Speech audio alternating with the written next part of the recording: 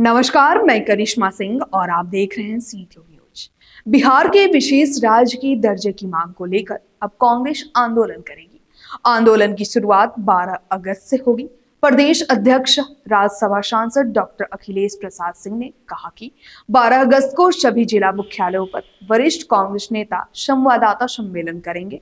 13 और 14 अगस्त को बिहार के सभी प्रखंड मुख्यालय पर कांग्रेस कार्यकर्ता धरना प्रदर्शन करेंगे। अखिलेश सिंह ने कांग्रेस के शासनकाल में बिहार के साथ नाइंसाफी की बात स्वीकार की है। आगे सुनिए अखिलेश प्रसाद सिंह क्या कुछ कह रहे हैं। 2005 में पहली बार बिहार में नीतीश जी मुख्यमंत्री बने थे और 2005 के कैंपेन में भी लगातार बिहार को स्पेशल स्टेटस के दर्जे की मांग वो करते आए। 4 चुनावों में लगातार उनका ये मांग बरकरार रहा। कई बार बिहार विधानसभा में सभी दलों के प्रतिनिधियों को ले जाकर और प्रधानमंत्री जी से भी उन्होंने मांग की और सभी दलों ने उनका इस मुद्दे पर साथ दिया।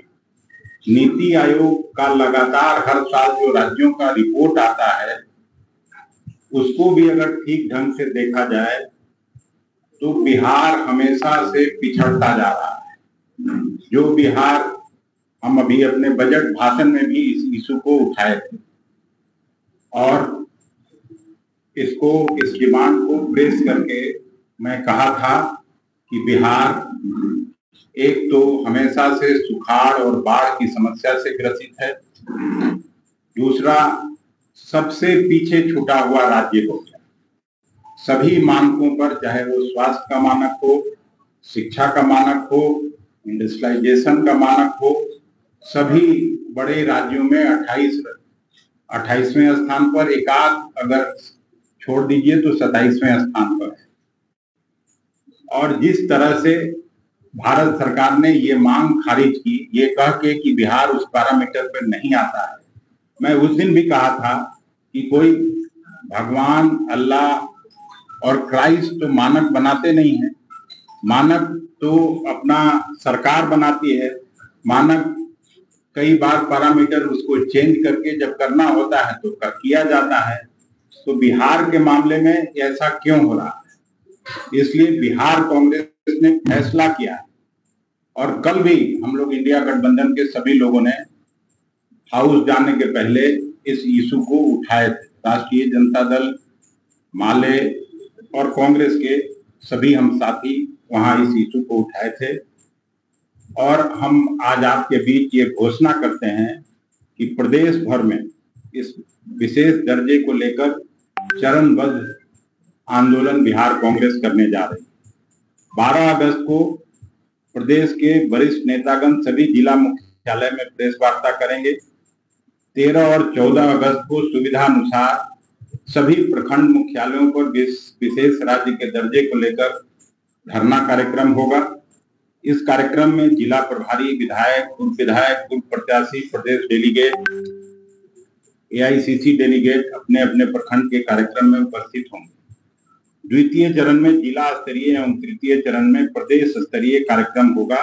इसकी घोषणा भी हम आगे करेंगे। आज इसी इंफॉर्मेशन को आपसे साझा करने के लिए हमने आपको बुलाया था। मुझे पूरा विश्वास है कि बिहार के इस हक हुकूक की लड़ाई को लड़ने में आपका भी सहयोग मिलेगा। अखबारों में और टीवी चैनल के माध्यम से जनता को भी इस आंदोलन में हिस्सेदार बनाने के लिए आप भी, हम सभी का सहयोग करेंगे। सर, 2004 से 2009 तक आपकी सरकार थी, केंद्र में की सरकार थी, अब भी तो बिहार विशेष राज्य का दर्जा दिया है। देखिए, पहले की स्थिति और आज की स्थिति में फर्क आया है। आप निकाल के देखिएगा। या बराबर मैं इस बात को कहते रहा हूँ क्योंकि फूड मिनिस्ट्री और एग्रीकल्चर मिनिस्ट्री को देखने का हमको मौका मिला कि कांग्रेस की हुकूमत में पहली पंचवर्षीय योजना, द्वितीय पंचवर्षीय योजना में जितना इंडस्ट्रियलाइजेशन हुआ उसमें बिहार अव्वल था। Bihar was the best administrated state in the country ये कोई कांग्रेस पार्टी नहीं कर रही है, बल्कि सरदार वल्लभ भाई पटेल ने मुख्यमंत्रियों के सम्मेलन में कही थी ये बात।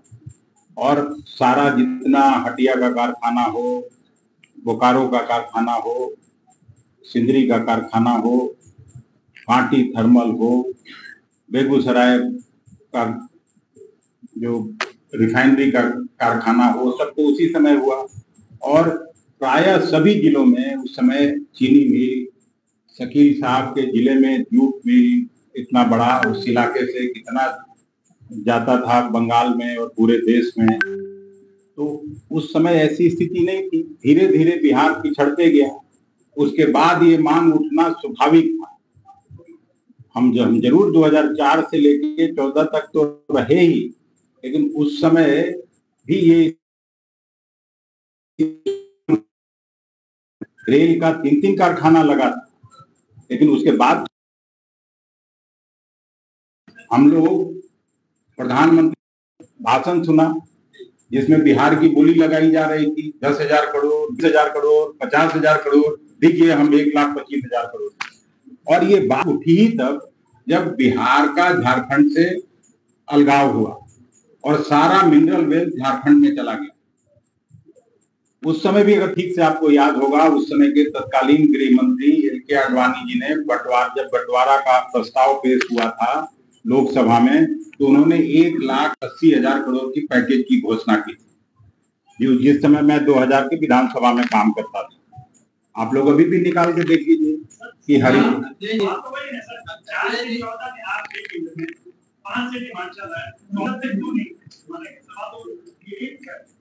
नहीं तो 4 से 14 तक ये कहाँ था सवाल।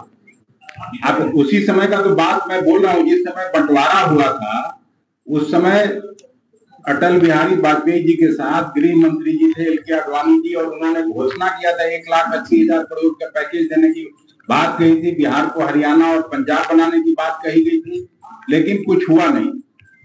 और अगर हम लोगों ने नहीं भी किया तो बिहार के साथ जो नाइंसाफी हुई है, चाहे किसी भी रिजिम में हो, उस सवाल तो जो जायज है बिहार के लिए उसको उठाना लाजमी है। लेकिन कांग्रेस के समय यही स्टेट था कि 27% चीनी पैदा करता था, और ये डबल इंजन की सरकार में 27% से 2% नीचे चला गया। प्रायः सभी चीनी मिलों के दम से धुआं निकलता था और चीनी मिल चलता था। आज कितना चीनी मिल चल रहा है? आप तो नॉर्थ बिहार के रहने वाले, आप ही बता दीजिए। यहाँ बेटा में चीनी मिल था, वारसलीगंज में चीनी मिल था, गुरारू में चीनी मिल था, सब तो चलता था। नॉर्थ